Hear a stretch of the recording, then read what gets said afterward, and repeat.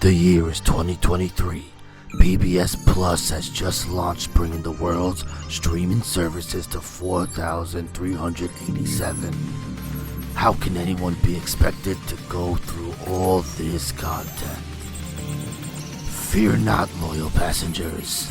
Captain Joe Shoes and his first mate Mez are here to travel through space and time to bring you the best nuggets pop culture has to offer. Strap in. It's time for the JoeMeZ podcast. Hello everyone and welcome to episode 338 of the JoeMeZ podcast. I'm Mez and my co-host as always is the magistrate of Caravan City and the greatest reigning, defending, best uncle of all time. I'm Joe from the JoeMeZ podcast. Yeah, you are, buddy. Damn right I am. The undisputed best uncle. There you are, buddy. How you doing? When you come through with a whole shit ton of unwatermarked photos from Disney World, how are you not the best uncle? The best, bro. We didn't even know that thing existed. Oh boy, Uncle Joe coming through. Pictures galore. So many pictures. Yes. They call me the principal of photography. That's a good one. The POP. Pop, yeah. Pop. What a week, Gomez. It's been a long week, bro. How are you doing? I'm fucking exhausted. How are you? I'm very tired. Oh, my goodness. What? You do a lot of steps at Disney, folks. It's a lot of walking. So, coming off last week, obviously a very emotional week for me last week, and that continued on into this week. So I had to travel to New York, see my family, and kind of deal with what's been going on. And then come back home, and I hate traveling at my age. I hate going through airports. It's, it's part of what I do for a lot of things, but no one enjoys it. No, that's the worst. So it's a pain in the ass, and then the flight times suck, and I'm getting in at midnight at one end of the flight, and then the other one's at 6 a.m. and crazy, bro. So it's fucking horrible.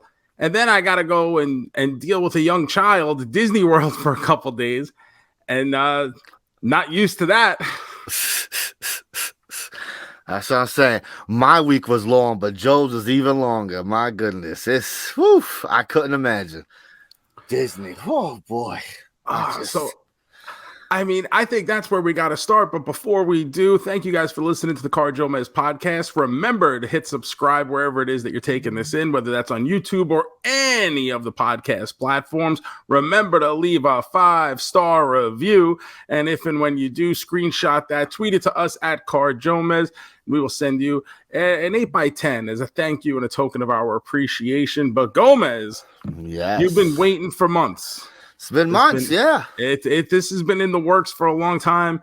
Your first family trip to Walt Disney World, was it everything that you had possibly hoped for? Was the magic really calling you? It's exactly what I thought it'd be. I figured it'd be long. I figured it'd be annoying. It was all these things. But at the end of the time, we had a good time. There was way more good than bad. The bad stuff was just annoying things. It wasn't anything. What was the annoying thing? I know you don't like weather. So when we first booked, it was my daughter's birthday. So that's why we went this week. It was a week after spring break. Winter break for us, and a week before spring break for you guys. I did some research, and I was looking. I was like, this seems like a good week to go. And I think it was. The crowd, I think the crowd was not crazy. I don't go all the time. It was manageable. The crowd was not crazy, right? I even feel like when we went on Wednesday, Epcot, I feel like it was no ride got over a 50-minute wait on Wednesday, So that I feel that's a win, right? So we knew it'd be like that. So we were prepared for that stuff. My dad has a disability. This helps greatly. okay? Because we get to skip the line. My dad has a disability and it's the best. Like, you know, it sucks, but hey, some things we get advantage, right? We get the nice parking. We always bring that sign wherever we go. And when you go to Disney, you get to skip the lines. Basically, you do like the fast pass, you know, lightning lane, whatever you call that your local. We call it the lightning lane because that's what it's called. I know, but people don't go to Disney. They go like to Great Adventure. It's the same shit as everybody goes to Disney. Bro, I haven't been to Disney in 20 years. Same thing with my wife. Last time I was in Florida, I had went to Universal. But Disney, I was probably 12 years old. That's the only time. So that's even longer. I mean, I haven't been there when you really think about it in like a month. How long was it before you went back to Disney? When you talk about your family trip, how long was it before you went back again? It was a long time. It was a long time. Like not until I moved to Florida. And even then, when I first moved to Florida, like it wasn't like Disney was the first priority. Thing I did. Yeah, big shit to do. When I first moved to Florida, so now we're talking probably 20 years after the fact. See, there you go. Right on track. I didn't even go to Disney almost for like another year after I had even been here. I did go to Universal almost like soon after I moved because my brother came down to visit for Christmas and we spent Christmas Day at Universal going to the Harry Potter park because that was still relatively new at the time. And we're both Harry Potter guys. So, of course. But yeah, so Disney a little bit different than you remember it. I mean, that's the thing is like, I don't even remember, like I remember some rides, but the actual look of it, I couldn't even tell you how much is different. I'll say one thing I love that they do now is on their rides, right? The faces of the animatronics are screens now. It's not like a guy talking, like a mouth moving. They're like a screen, a video screen. Okay. Like, give me an example. Like if you go on the mermaid ride, the Little Mermaid ride, it's like the regular animatronics moving, singing, talking.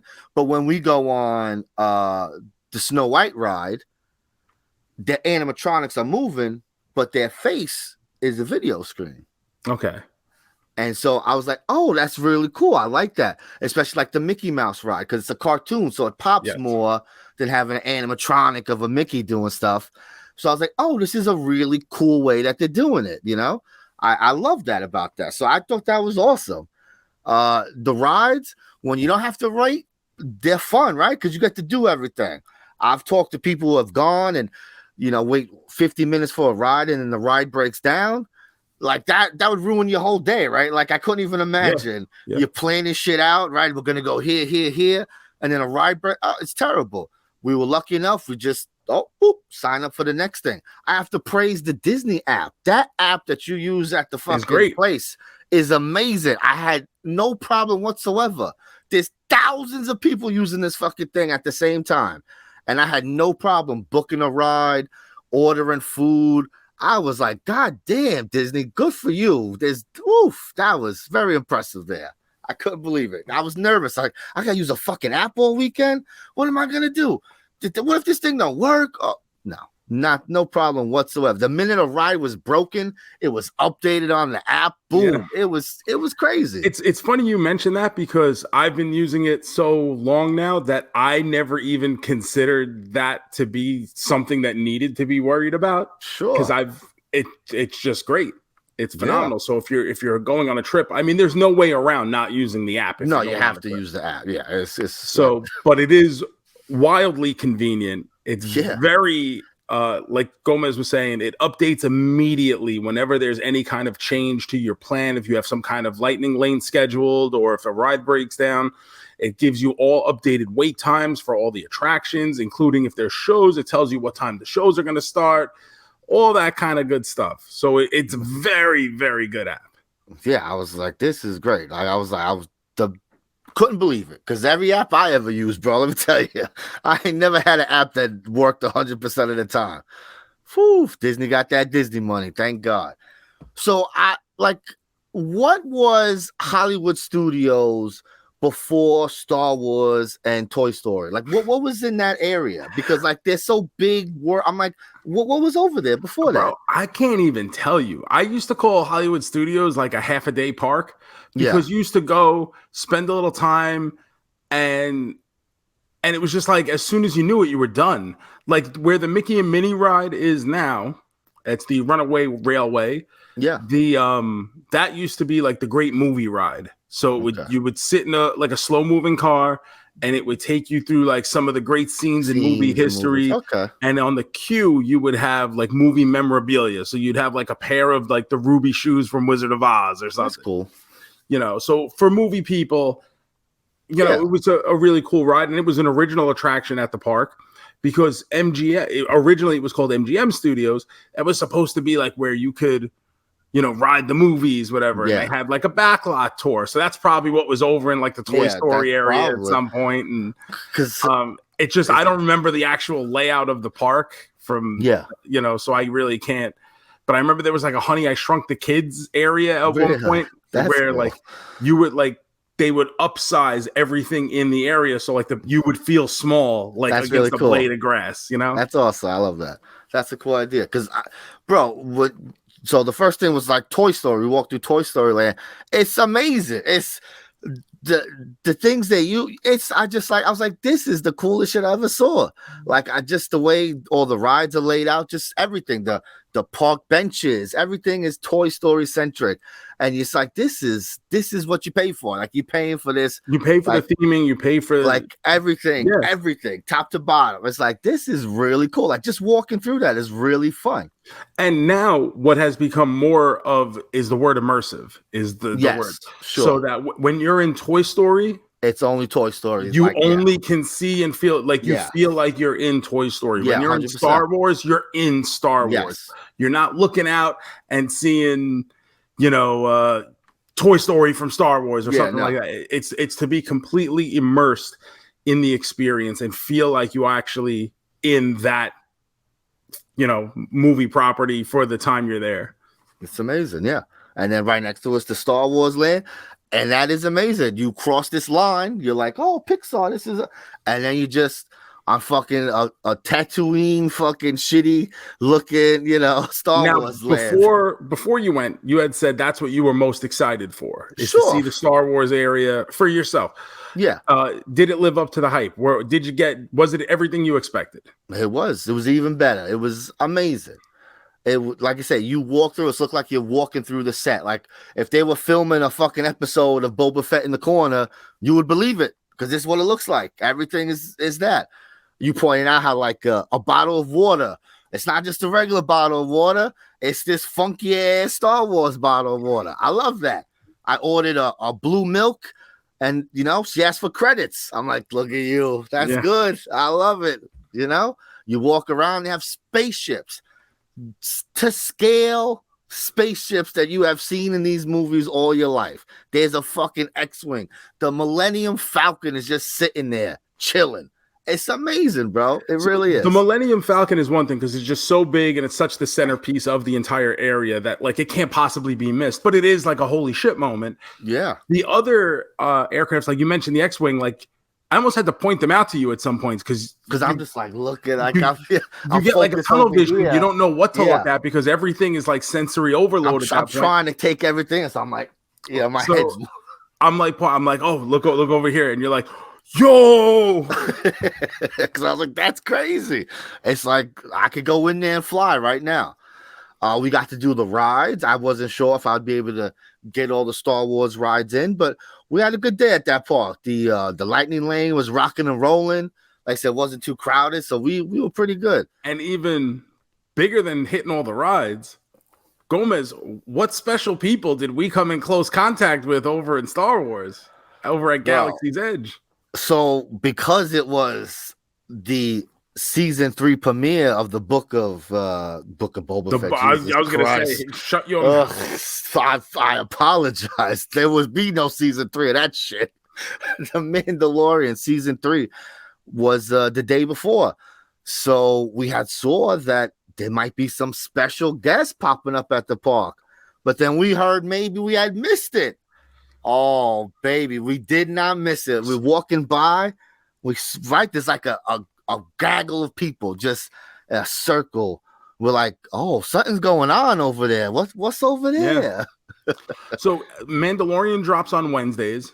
For Wednesday, they had actual Mando walking around with Grogu, like in his pouch, in a certain area of Galaxy's Edge.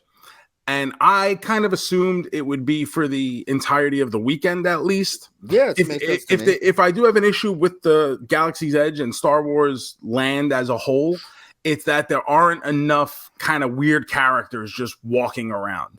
Yeah, I agree with that. There should be an alien just walking by, walking back and forth, shit like that. Like, you didn't get to do this, but at Oga's Cantina, it's supposed to be the cantina. And there's like nothing there. Like, it's themed, but there's no. It's just regular dudes sitting there. Yeah, it's just people, piled up at the bar, paying for overpriced drinks.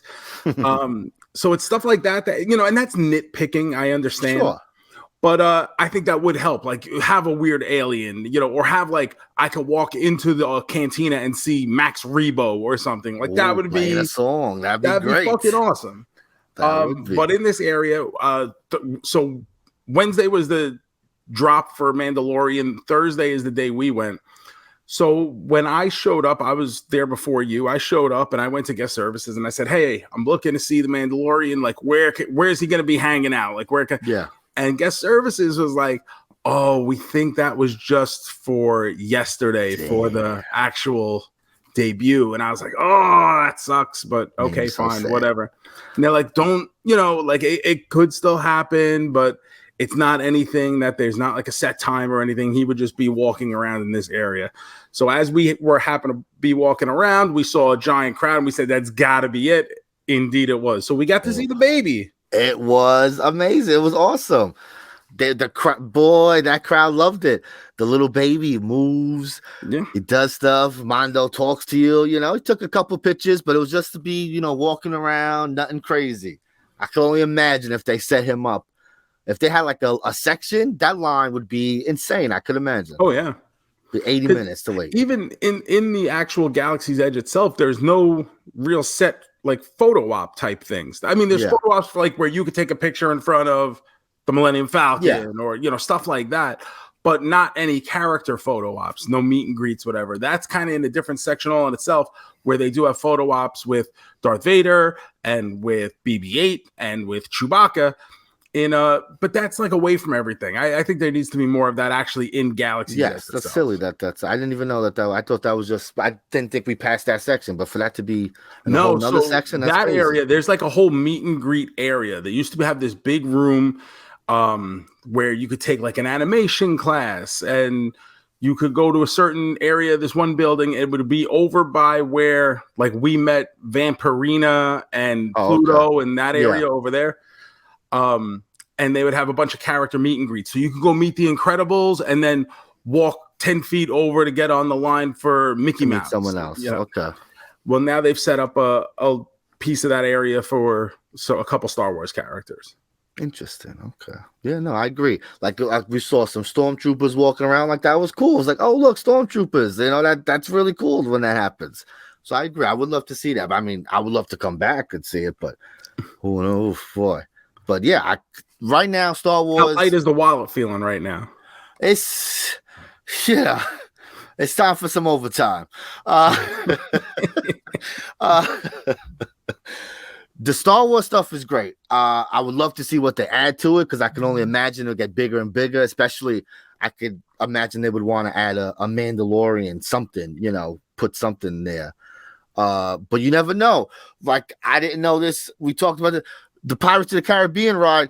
They put Jack Sparrow 4 times. I was like, oh, so they update this ride? And Joe's like, nah, bro, look, he's just in the corner right there. I was like, this movie made $1 billion and they just put a little Jack Sparrow in the corner. I couldn't believe it. So, like, the ride is exactly the same as it was in 1971 or whatever, except for the fact that they got Jack Sparrow, hanging out in a barrel. It's ridiculous. So I would imagine that they'd be like, oh, we got to expand Star Wars and do some Mandalorian stuff. But who knows? Maybe not, bro. Maybe just put them in the corner every once in a while would be good enough. And the problem, too, is with time and what's hot and what's not. I mean, by the time it takes to actually design and build and open a Mandalorian section, they could be on to something different. Yeah, Mandalorian could be long forgotten about by then. 100%. I can only imagine. I had mentioned that when we went through the Star Wars ride. I'm like, bro, how much do these rides? Do they ever say how much these fucking rides cost? Because I can only imagine these things are massive things, and the detail that they put into it, it's like, this is crazy. So really what you're talking about is the Rise of the Resistance, which is, like I said, I don't call it necessarily a ride as much as it is an experience. Sure. And what were your impressions of that first time going on Rise of the Resistance? And the first part of it, you have like the queue and it's telling you the story as you go through, which I think is a nice feature of being on a line nowadays in some of these newer attractions. They do make the lines, because they do give you something to watch, to pay attention to kind of distract you from the fact that you are waiting on a line. But you get into this ship and obviously, like, you're not strapped in, you're not even sitting down, you're kind of just holding on to a bar. So it's not like it's going to be some kind of heavy duty ride. But then when you get off the ship and now you're a prisoner of the Galactic Empire, what is your impression when you see those doors open and there's just a wall of stormtroopers waiting for you?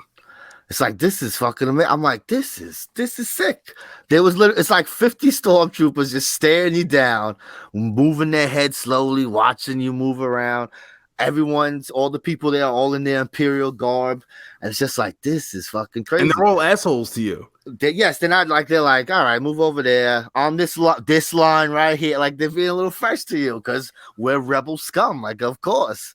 And it's amazing because, like you said, you're in the queue and then you're like, oh, the ride's starting. But it's like, it is starting, but not really. It's a while before you're actually on the tracks and going around and doing stuff. But even that part is really fun. And it's smart that they do shit like this because you're still waiting for the fucking ride, but you're having a good time for 15 minutes. We're doing something instead of the 30-second ride. 1, 2, 3. So this is, like you said, it's an experience. It's crazy. So the first thing I really remember, like, having that kind of setup to me was the Forbidden Journey ride at Hogwarts when Universal opened that. Yeah, it's pretty cool. Because now I'm a Harry Potter guy, so I'm biased here, but I didn't even know that there was a ride at the end. So I just thought it was a tour of the Hogwarts castle.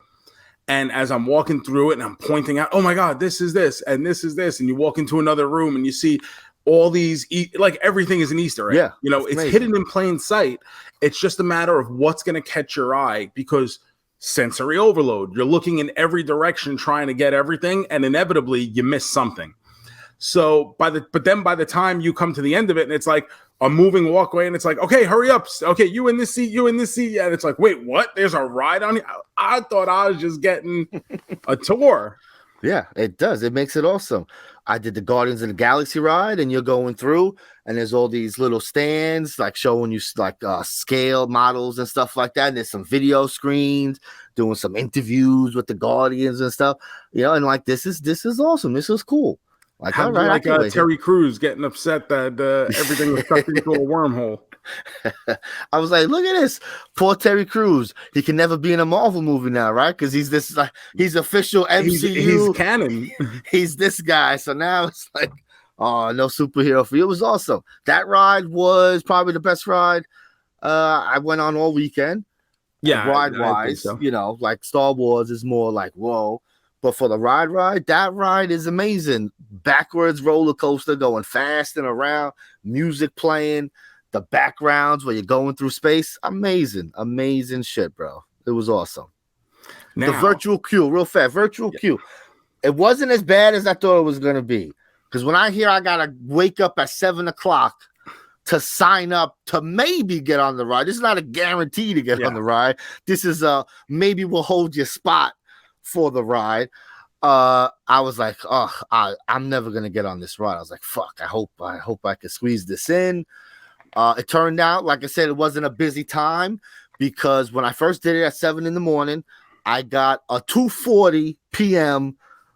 queue time, and I'm just like, Jesus Christ. Okay.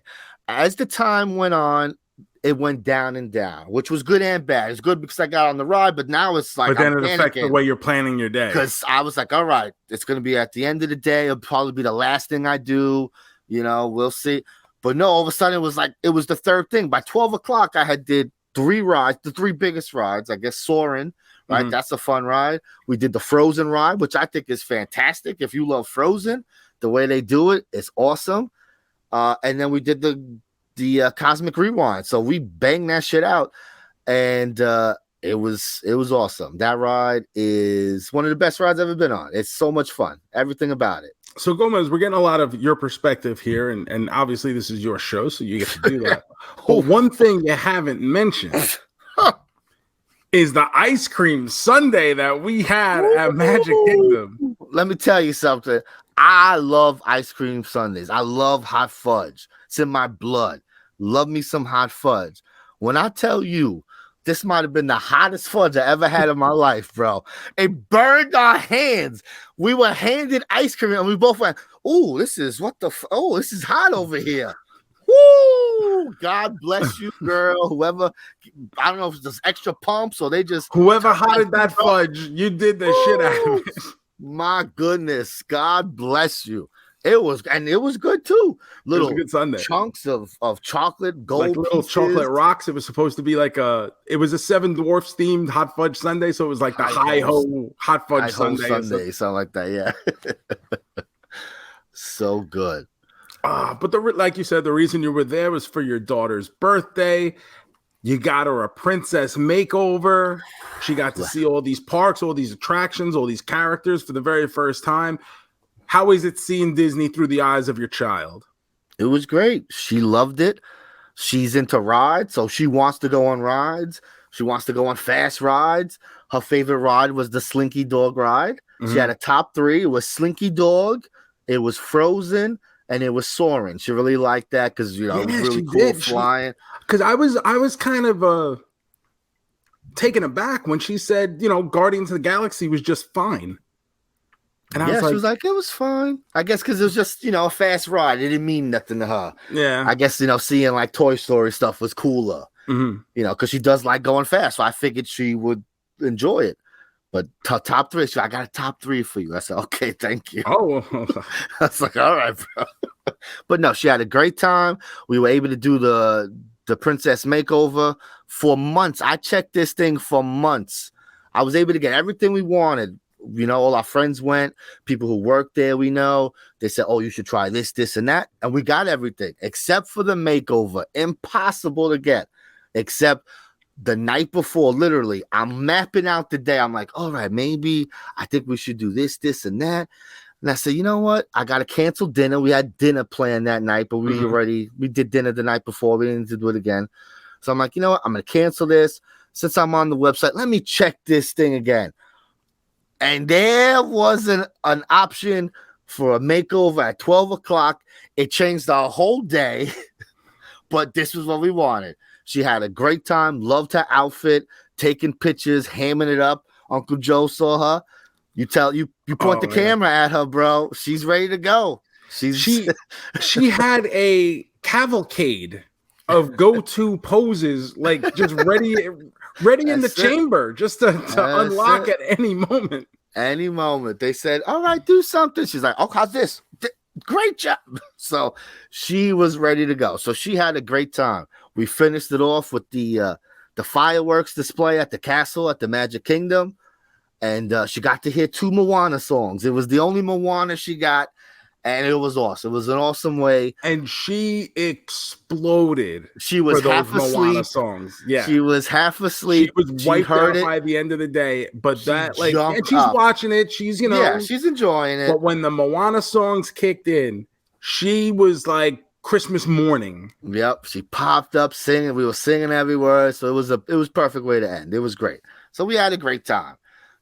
We would go back, maybe not so soon. But, she is still little, and they are making this stupid Moana section. So I would love to take her there. So, maybe a quick trip, hang out with Uncle Joe for a day or two, go see some Moana. Maybe we have to squeeze something like that. You're just going to leave her on my doorstep is what you're going to do, isn't it? Let me tell you something about this trip, though, right? So we stayed at this little place. It's about 14, 15 miles. It was a little resort, had some townhouses, condos, shit like that, had a little pool area. It was fine. It was a little annoying. We had to wait online to get in sometimes because the traffic backed up, but whatever, no complaints, except for the last day, bro. So apparently this part of town, people like to rent these houses and do parties. Yeah. Okay. So I had trouble parking, so it was annoying, but I was like, I'm not going to go crazy because it's my last day. I don't give a fuck, whatever. So as we're leaving the next morning, across the way, right, we're deep in the thing. We have to come out to the main road of the resort area. That side of the road, police tape all around, okay? All around. So we're like, yo, what the fuck is going on? Checking. Well, today I check again. Bro, someone got shot that night on the other side of the fucking thing. I'm not even kidding. I fucking put up the thing right here on the screen that you could see. Okay. Fucking what goes on, bro? So this guy, like, he's messaging me like, oh, are there any things, I can improve upon, asking me like, how is my stat? And I'm just sitting here. I'm like, I'd be like, bro, I had a good time until someone got murdered across the street, bro. Like what the fuck? So everything was great except for the murder. Maybe cut down on that. And then I started doing some Google searches, and the reviews are all pretty much bad, saying like, oh, it used to be nice. Now there's too many people in the pool area. Or there's parties every weekend with 15 people, this and that. So I'm like, oh, shit. But, hey, we went during the week, so I guess it wasn't so bad, right? We went Tuesday, Wednesday, Thursday. Probably exactly what it was. So the riffraff came. We fucking hightailed at the right time. My goodness, bro. I couldn't believe that this morning. So we're safe. We're home. We had a great time. Great time. Everyone had fun. Got a lot of good pictures in there. A lot of good pictures. We met lots of people. Mickey Mouse. Not often you get to meet Mickey Mouse. We got to meet Mickey Mouse, bro. It's pretty awesome. Yeah. I came to the table for dinner. Minnie Mouse sung happy birthday to Shiloh. Come on. How could you not have a great birthday? She had a great time. That's what I mean. And she did get excited for the characters. Like I didn't think she was going to. I didn't. I wasn't sure either. But she did get hyped for that. She did. She ran hugging them. I got a picture of a hug to Pluto. And I'm like, damn, I know we hugging Pluto like that. Okay. It was great to see. So, hey, little kid magic, right? I guess you're just there and it gets you. What did I tell you? You think I make this shit up? No, you the true teller, bro. The only person who got more pictures than Shiloh was probably me. 100%. 100%. Because we skipped a few. You ain't skipped none. You took every chance. Hey, that's why not. I met Fancy Nancy. It's so funny. It's so fun. Fancy, of all the things, Fancy Nancy. I'm like, wow, I didn't know she was that popular to be up in this Disney Junior area. Same thing with Elena of Avalor. Elena of Avalor. Like, that was a show when Shiloh was first born, and I don't think it lasted that long, like 2-3 years. Whatever. I was surprised because at the same time, and for those of you who are girl dads out there who do listen to this show, maybe you can relate. They had 2 different princess meet and greets going at the same time. Yeah. So basically, you go left is one pair of princesses, you go right is another pair. So it's which one do you want to do? I guess theoretically you could do both, but sure. Realistically, if you're doing one, which is it going to be? So they had Cinderella and Elena of Avalor, and then on the other side they had, I think it was Rapunzel with Tiana. Yeah. Now, to me, I think Tiana and Rapunzel's the way to go. Those seem like 2 bigger names, Especially Tiana now is hot. There's a lot of Princess and the Frog stuff coming. She's getting her own ride. They're gonna build out a little section around what used to be Splash Mountain. So there's gonna be like some Louisiana cooking type places around it. Great. It should be wonderful. I'm sure it will be a great movie. And this little girl, your daughter, picked Cinderella, and I'm going, Cinderella? Like, really?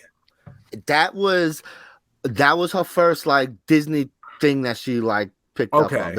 Like that was her first Disney princess. She dressed like Cinderella when she went to a princess thing many years ago. Like that's been her thing.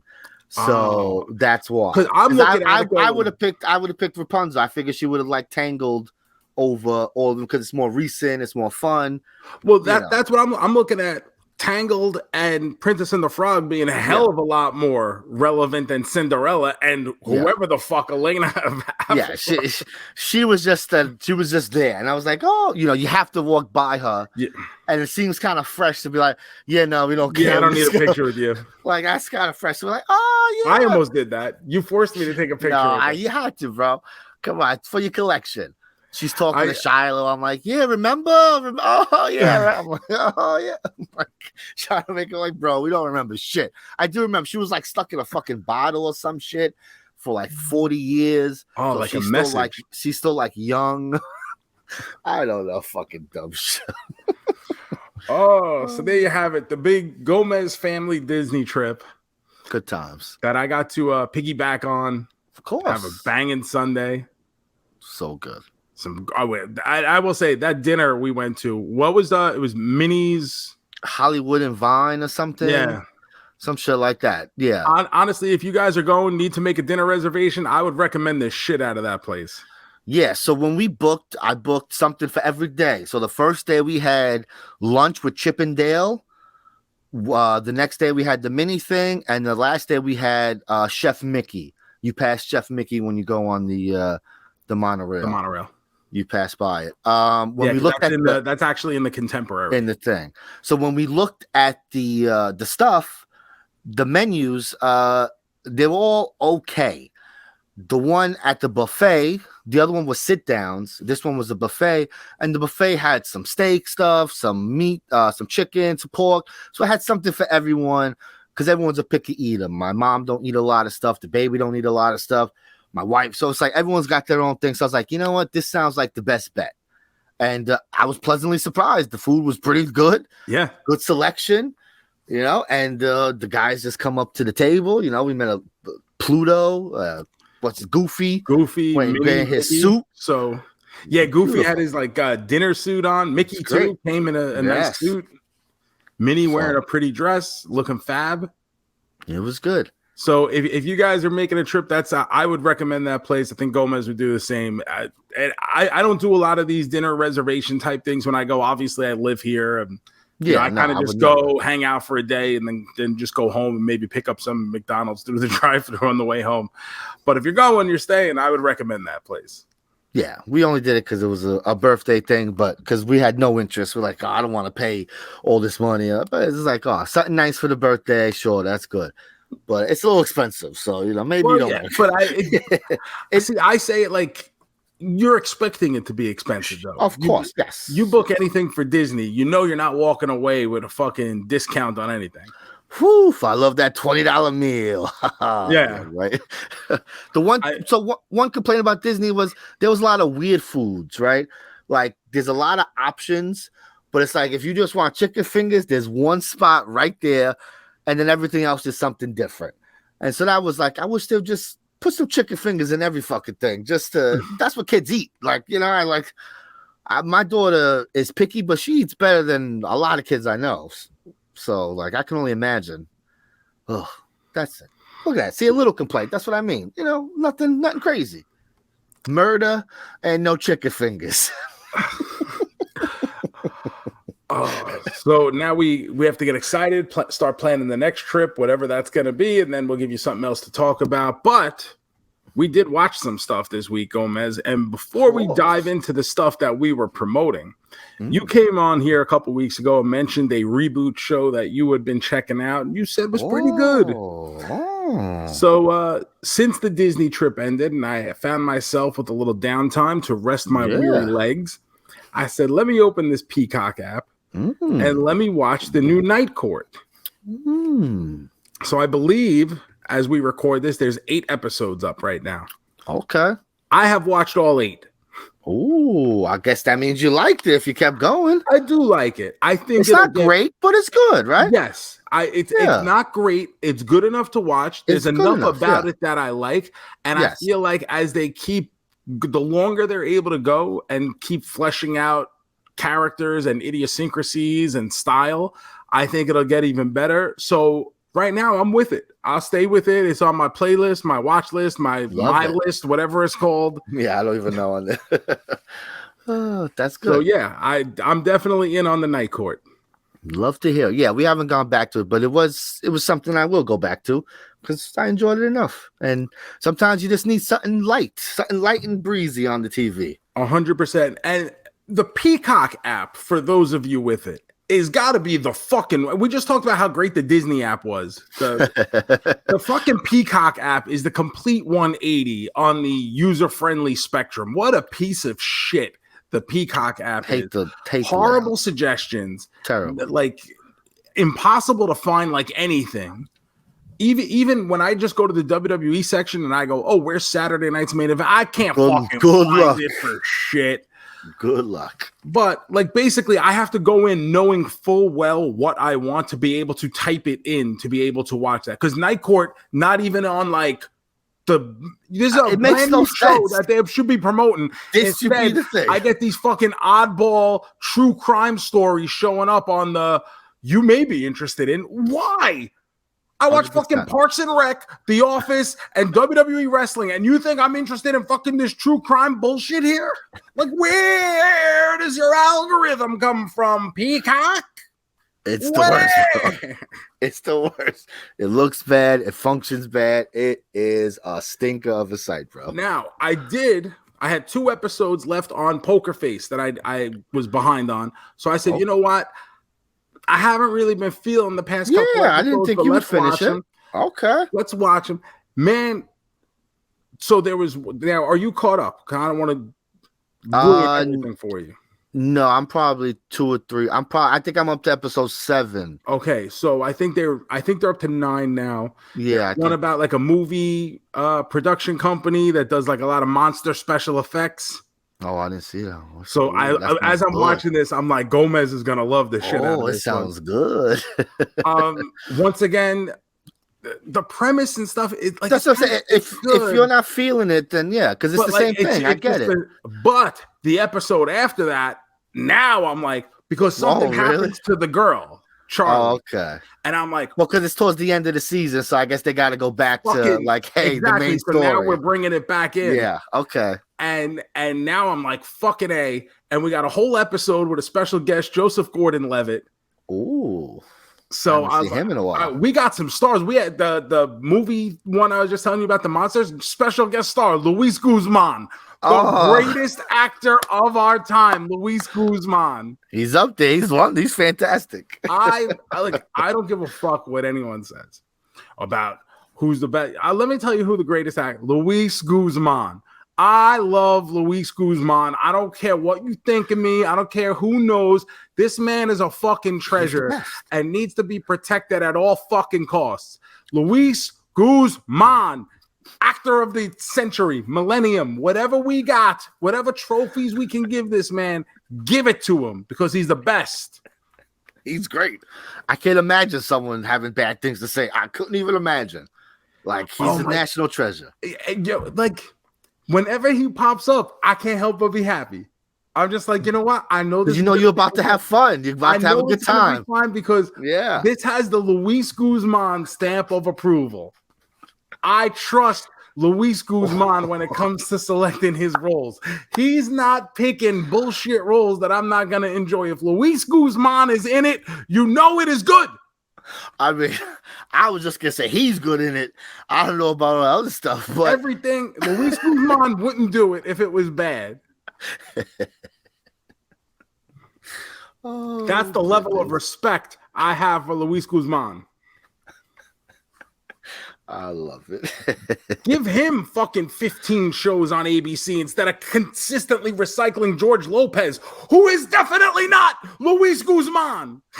Can you believe he's got a new show? I had no clue. All of a sudden, I'm like, is this a new George Lopez show? Who the fuck was that? You know what we need more of? This George Lopez. No. That's crazy. He is just always on TV.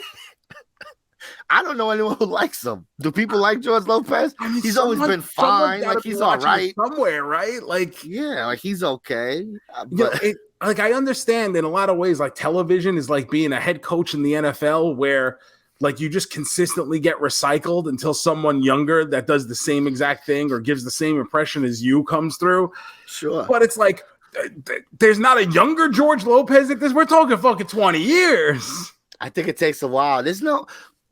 Who would be? Well, this is like a young Spanish up and cut. I don't know. I'm trying to think. I mean, really... it would probably be like Pedro Pascal would be that guy right now, right? Sure. Like, yes. He's not even like young. He's not even young. He's an old ass man. It's like 10 years younger or something. So I you know what? It's funny. I wasn't thinking of this when I said Pedro Pascal, but someone posted in I saw it on, I don't know, Twitter or something. Maybe it was a suggested post.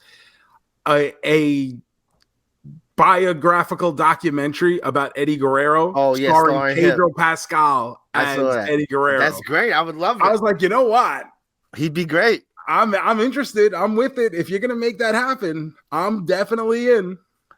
We've been catching up to Last of Us, so I'm in full Pedro mode over here, and we've been loving it. He's so good. He's a wonderful, wonderful person. I love him.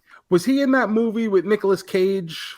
Yes, where Nicolas Cage is Nicolas Cage. I haven't seen it. Yeah, it's fine. Like 3-star. You know, it's nothing crazy. Middle of the pack. It's just fine. You might get tired of it at the end. Like I get it. You know. Okay. But it's nothing. Either way, if you see it, you see it. If you don't, you don't. You know, one of those.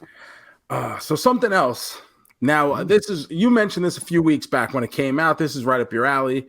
Fucking horror movie, right? What you watching, bro? What you watching? And it's on our social media. I said we're gonna watch it this week. JoeMeZ came to me and said, "Hey, a Mandalorian may not be enough. Let's throw a movie in here. See if you watch this movie. I've already seen it. Obviously, JoeMeZ has mentioned it before. It's a little movie called Megan. Yes. Now this is streaming on Peacock. And they have the unrated version. Yes, the unrated version. Yes, they have the regular one on there too, but they're promoting pretty much unrated is the first thing you see. I didn't even see the regular one there. Yeah, you got to click on it and go, things like it. Like you got to go through the whole thing. Yeah. So I watched the unrated version. Good. That's good. Megan. That's fine. I watched it again. I watched the unrated. So now, brief synopsis of the movie: a toy company the people who work for this toy company have never watched the fucking Terminator. Never watched anything. Pay no mind to any science articles. So they create some artificial intelligence doll who's supposed to be like your kid's best friend, and this ends up having a negative effect on the child. They're paired with the child, so they only really are friends with this one human person, and basically the AI takes over and becomes deadly. Now I'm going into this movie in typical Captain Joe Shoes fashion, saying, "What the fuck is JoeMeZ making me? Why am I being forced to watch this fucking?" I know, I could pretty much tell you what's gonna happen. I've seen the Terminator. I don't know why in 2023, like we're supposed to be making realistic stories. Every fucking nerd that works at a goddamn toy company, 100%. Every fucking scientist that works at fucking Science Land. You have all seen the Terminator. Do not act like you motherfuckers have not seen the Terminator and don't understand what it's like. Jeff Goldblum said in Jurassic Park, just because you could does not mean you should.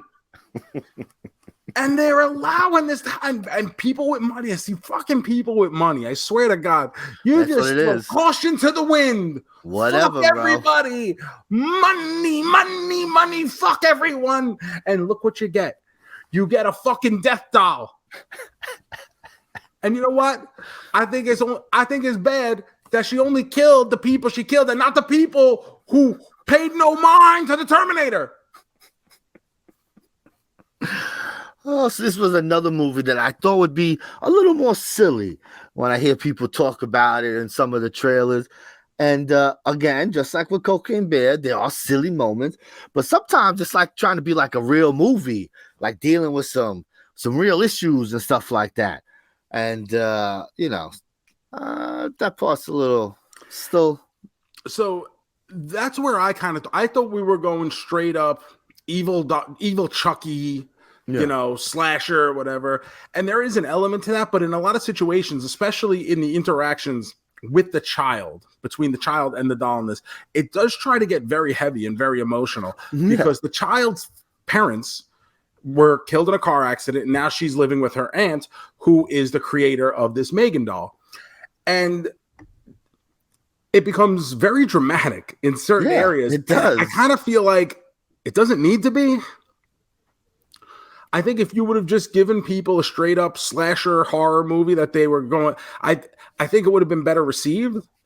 But a lot of people are loving this movie. A lot of people are loving it, and you know what? I do not hate this movie. No, as the person you would most, I'd win the election of person most likely to hate this movie. My yearbook superlative would be most likely to hate Megan. Everyone's going to vote Captain Joe Shoes from the Car JoeMeZ podcast. And I get that, but I do not hate this movie. I just think maybe it's because I watched the unrated cut. Maybe it felt like it did drag in some areas where it might not have during the regular cut. I don't know if there was added time. I just don't know what was different from the regular theatrical cut. Except this movie was PG-13. So you didn't get any cursing. Okay. There's more cursing in here. And there's one or two scenes where they show a little more violence, but pretty much everything is the same. Yeah, even in the version I watched, there's not much to it. There wasn't a lot where I was like to the point where I was like, oh wow, this is really fucking brutal here. Like there was nothing really like that. I mean, there were some scenes that got a little crazy. There's one scene in particular where the Megan doll is chasing a bully through the woods. Yes. And into oncoming traffic. Yes, it's crazy. But like she rips off the guy's hair, the ear, fucking wild. I would, but so I don't think the movie's perfect by any means, but I don't hate it. I'm actually, JoeMeZ, pleasantly surprised by this movie. I think this is actually a pretty good movie. I enjoyed it. I do think they could have kind of toned down the emotional tugging at the heartstrings stuff, because at some point you just end up feeling horrible for this girl. It's true. Like, this girl's been through a lot, bro. Yeah. And then the only friend in the world she has, the only thing she wants to do is hang out with her Megan doll, because the only thing she feels she could talk to, the only person who she feels like understands her, the aunt doesn't get her. She doesn't want to live with the aunt and all this. So it's like at some point, like, leave this poor little girl alone. And then there's like such a turn toward the end where it's like, okay, Megan must be destroyed. Like, we get it. She's bad.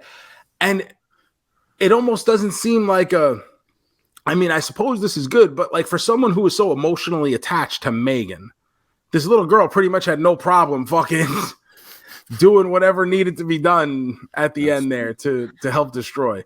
And I guess that's a credit to being a decent human being despite what she's been through. It's like, I guess there are good people in the world. Who knew? But when you got to blow up your best friend, I mean, it can't be easy. I'm excited for sequels where they could just turn her loose. Like, I can imagine a part 2 is just going to be Megan fucking shit up. I don't think it'd be so emotional this time around. I think we got what the doll is. Now let's have some fun with it, So I get excited for that. Like I said, the movie is good. It's not great. It's a good movie. It's fine. Yeah, I mean, we're not going to hit music for this, but I'm going to give it, in all honesty, Triple Main Man. Sure. I've watched a lot of movies that are a lot worse. And 100%. As I'm watching this movie, at no point in the movie did I ever once think, what a waste of fucking time. Never. And there are a lot of movies that I do that. And this was not one of them. So decent time at the movies. Even I watched it with my mom because I was up there visiting with her, and she knew right away. She sees like this evil doll, and she's like, "Oh, this is a JoeMeZ movie, isn't it?" I say, "Yes, it is." Podcast this week. She goes, "Oh, I may skip this week," and I go, "Shocking." Come on. She's got to hear about the trip. She'll think she'll be hearing about Shiloh's trip. No, she's going to hear about JoeMeZ and Joe's hot fudge sundae.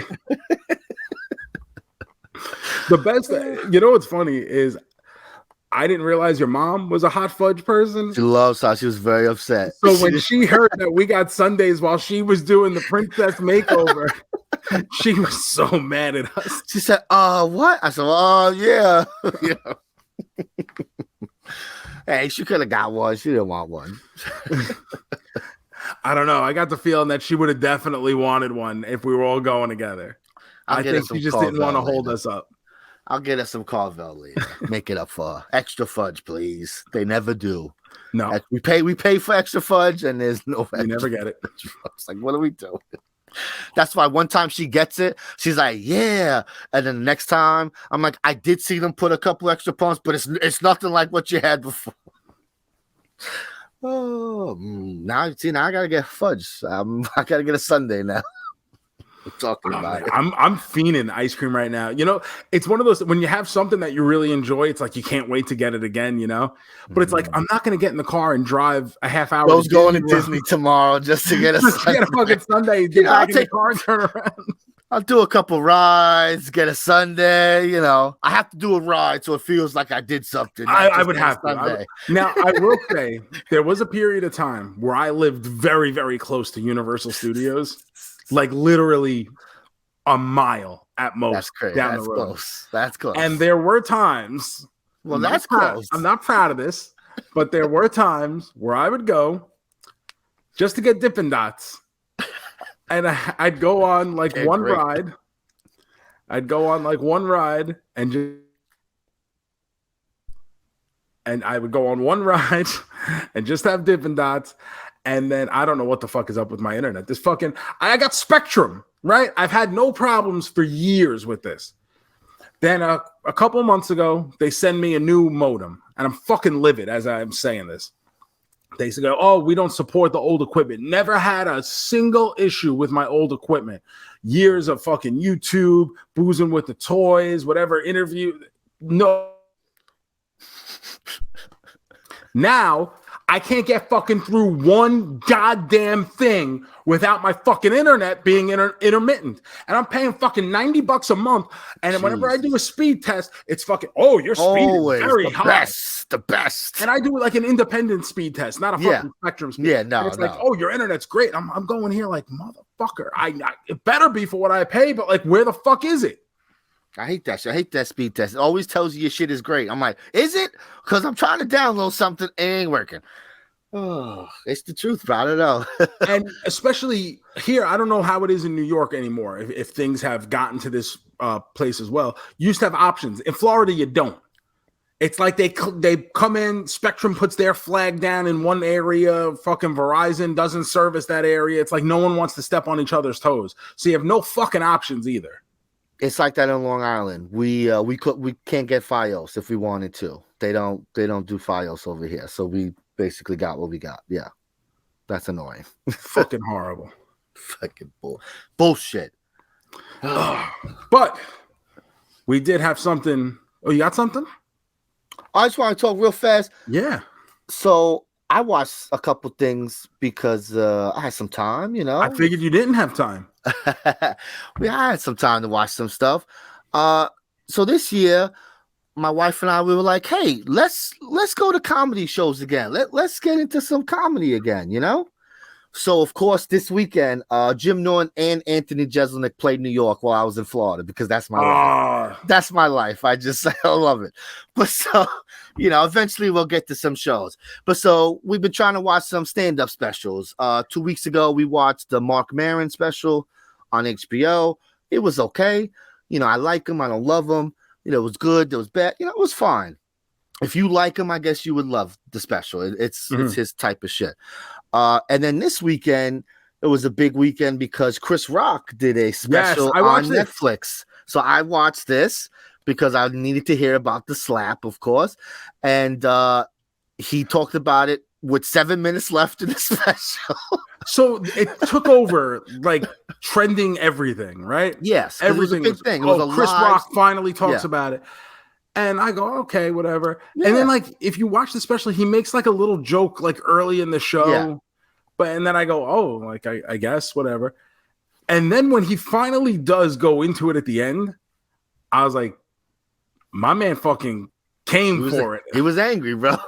He was angry. So, you know, I like Chris Rock. I don't always love Chris Rock. I thought the special was okay.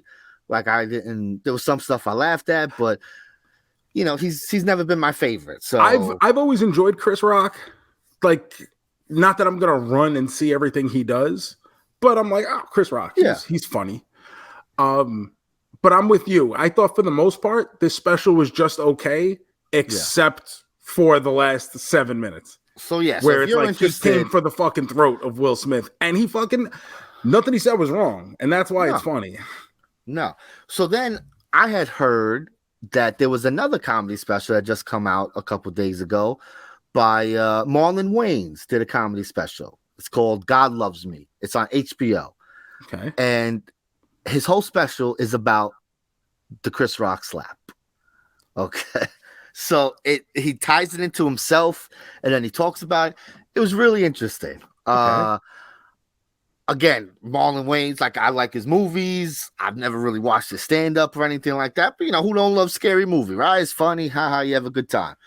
But I thought the special was fun, especially how he comes at it, and also to hear someone else talking about the slap and shit like that. Mm-hmm.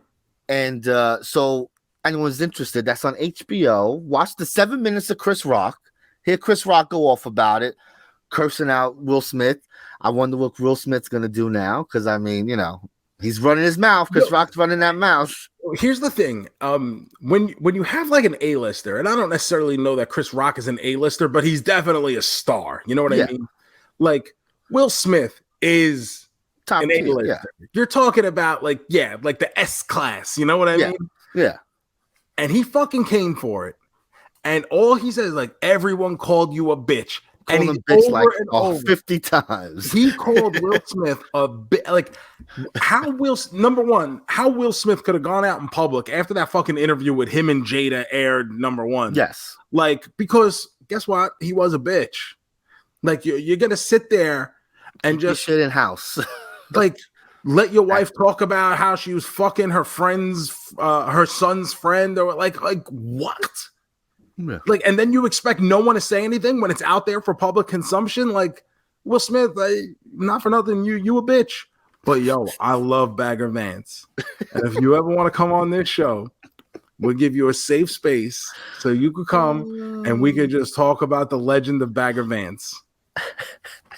I don't give a fuck about Marlon Wayans. I'm probably not gonna watch that special, Will Smith.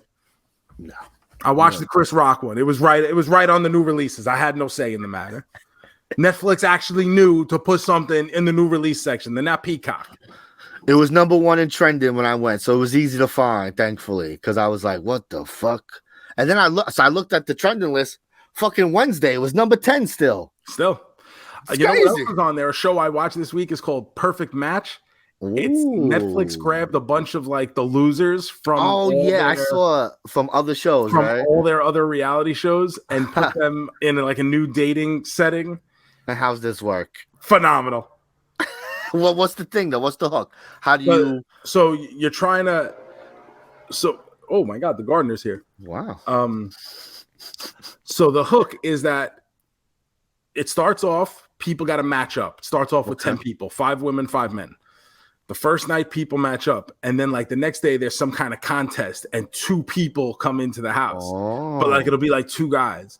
So now you got to find the match, or else you're leaving.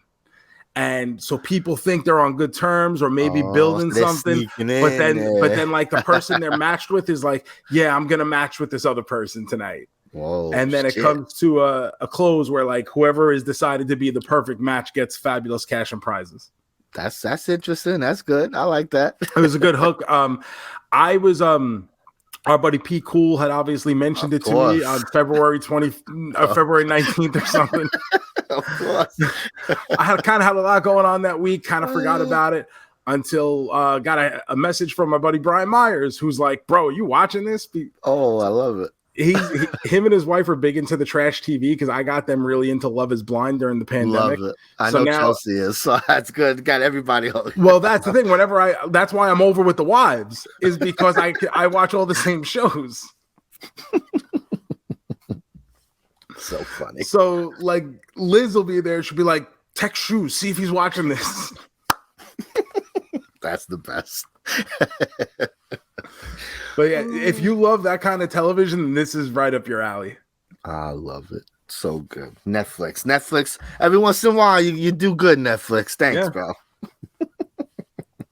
Now that's all I watch. I got nothing else except for the one thing we have to watch. This is what we said we're going to watch. Obviously, it's the thing to watch. We're both big fans of The Mandalorian at this point. Yeah. I mean, live action wise, probably my favorite Star Wars related thing. You know, like I like the movies. I wouldn't say I've ever loved the movies.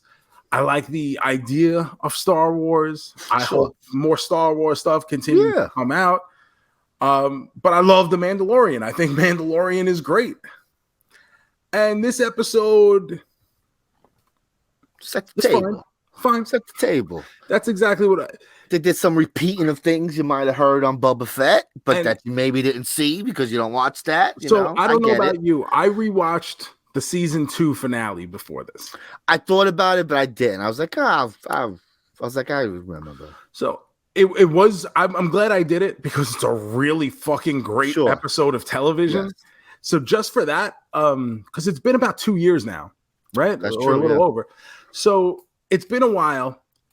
I almost forgot like how great like a singular episode of television, between everything with Giancarlo Esposito and then obviously the Luke Skywalker appearance. Like there's just shit up. There is so much cool shit going on in that one episode. But then at the end, obviously they separate Mando and Grogu, and you can't have that. So they got them back together during Book of Boba Fett, and this episode really just serves as here's what you missed on The Mandalorian.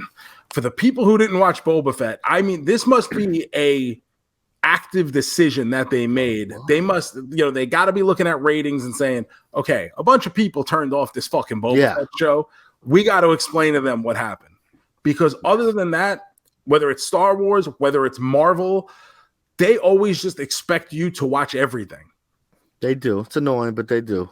And in this situation, they didn't, which is really, to me, that's telling of the performance of the Boba Fett show. It's true. I agree. Because everyone was like, they don't need to say nothing. Everyone watched. Everyone's like, everyone watched that fucking show. And I'm one of those people. I'm one of those people who would 100% say that. Yeah. But let's call a spade a spade. It wasn't a good show. I barely hung on. I mean, we were close to like, I don't know if I could finish this thing. I think the reason we did hang on is because they gave us that Mandalorian story in the middle of it. And we were like, oh, fuck yeah. Like, this was great. I think I went from, I guess I'll watch it to I had to like, wait, what? I need to watch this episode now. Yeah. Never that for Boba Fett. Oh, man. Yesterday episode was fine. I like that they poochied Cara Dune. She's got a new job. She's busy. A lot of overtime. You won't see her much. Now, how about, and this, I will say, in the span of one episode, an episode that's not necessarily groundbreaking by any means, I have gotten my favorite running Star Wars joke ever in one episode of my double main man, Grief Karga, is just like me, Gomez. He is a magistrate. Not just a magistrate. High magistrate. Oh, he's got droids holding that robe. You need that shit, bro. That's the kind of shit I need. Yes, exactly. You gotta get a Roomba to fucking wheel your thing. Oh my God. I love it. I always pictured, like, if I was gonna be like, someone of importance, like I would kind of look like a regal Cobra commander. with like with a long flowing cape. Gotta have a big cape and a scepter. Like I just a nice solid scepter with a nice big jewel at the end there, and just walk around and make my demands while waving my scepter. Hear you, whatever you say. I don't know what I say. I haven't said it yet. I guess you say whatever you want. Because I'm the magistrate. You make the rules. Goddamn right I do.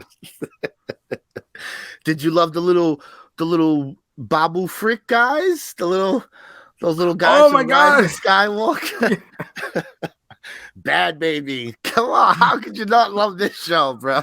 It was like I said, that's what we needed. It was just a fun episode. There was like not a lot to it. It's kind of just catching you up, with your friends. But it was a good. Yes, that's exactly what it felt like. Just like being around a couple people you haven't seen in a while. Like, oh, I miss hanging with this baby. Baby, it's a cool baby. What you up to, baby? Bad baby. And JoeMeZ can't even stand his own kid, but he was more than willing to spend time with a baby Yoda. I was very happy to see that baby. I was so excited. The other one, I see it all the time, Move along, kid. So obviously, you and I are both kind of all in on Mandalorian. Like, we're not going anywhere on that. I can't wait. Do you think, like the show started, they were doing some ceremony by the beach with this crazy monster came out down by the beach, boy? Yeah, that's the Mandalorian indoctrination ceremony. You think Grogu's gonna have to do this season? You think? Oh, I didn't think of that. Right, because for them to show us that, I figured like there's got to be a wraparound. We're gonna come back to this, right? Because everyone also you think it's a flashback, right? Like, oh, is that like at little first Mando? I was assuming it was a flashback, yeah. And right? then like and he shows up, comes in to fuck shit up, and so you're like, oh, if they're showing us this, I wonder if Baby Grogu's gonna be getting some Mandalorian shit at the end of the season. That'd be cool. Crazy. Yeah.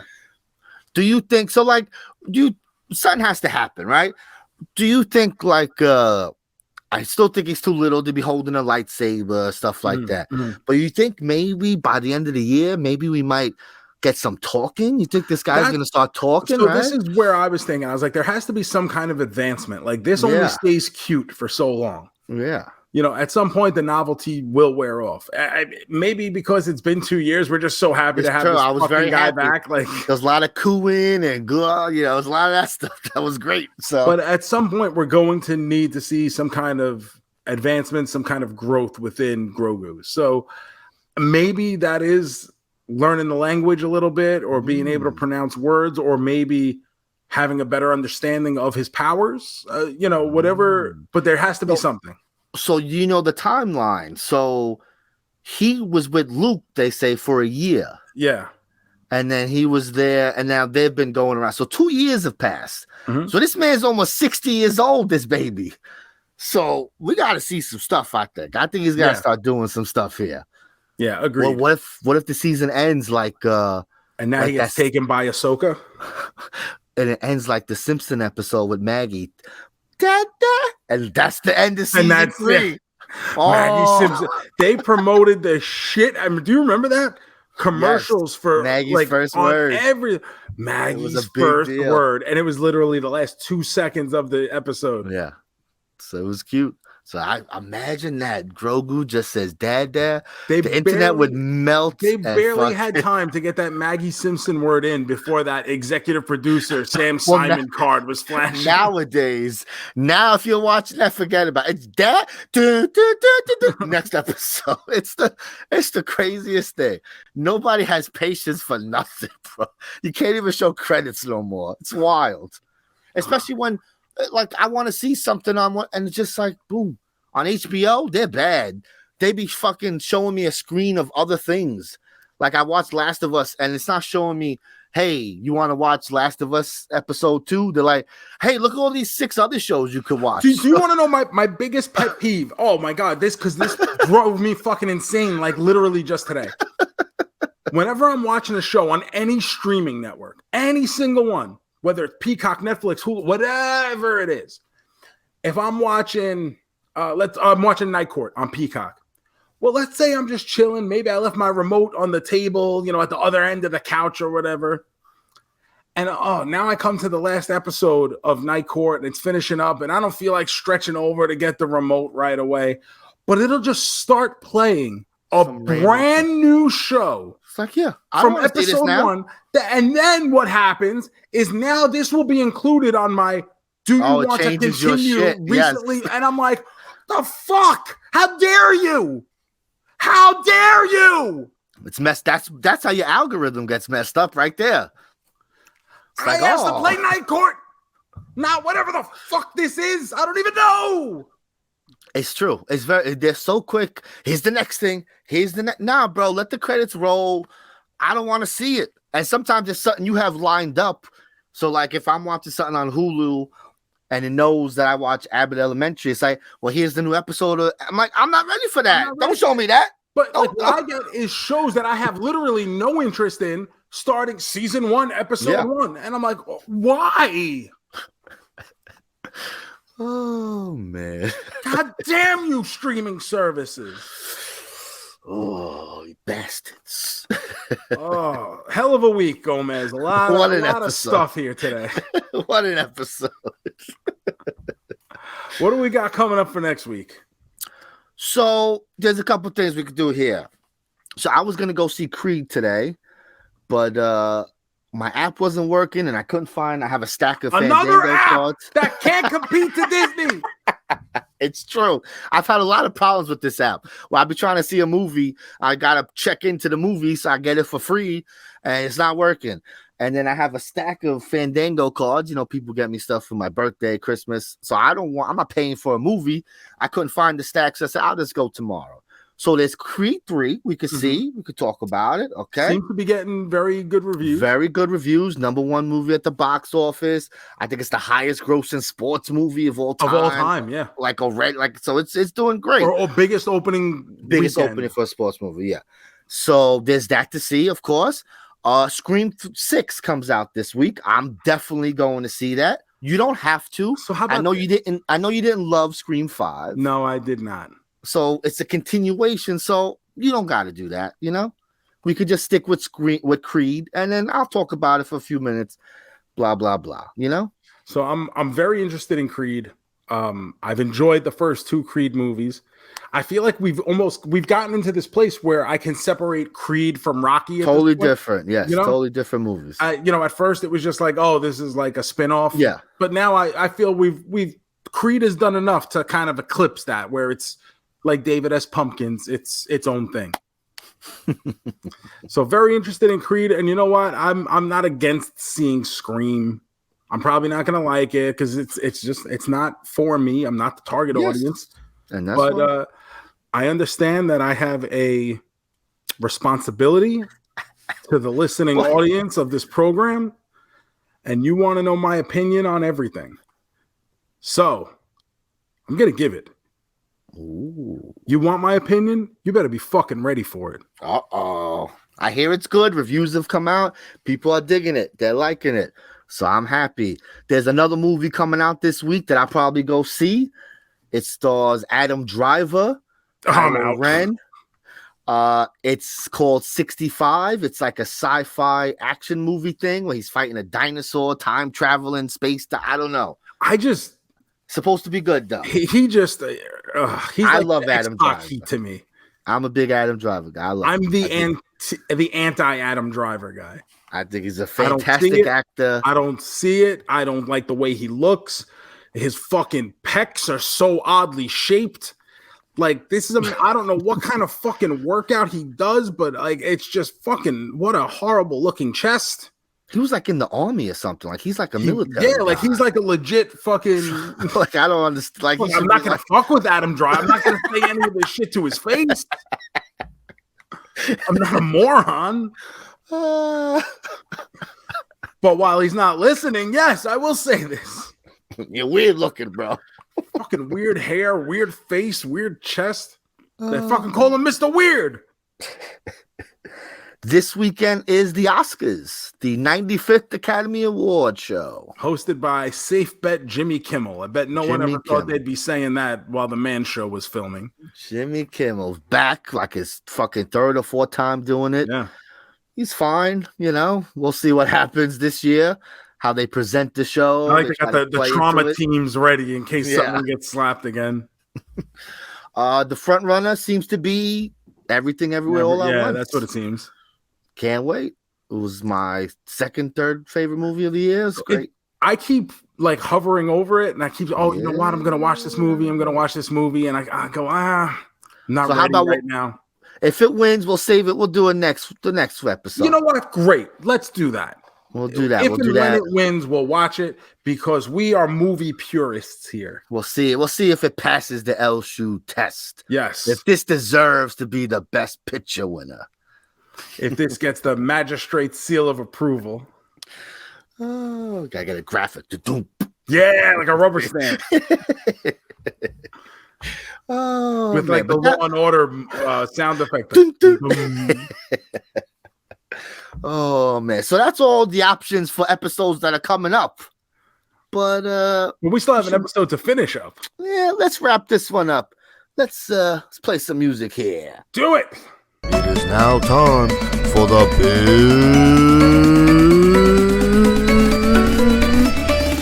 finish.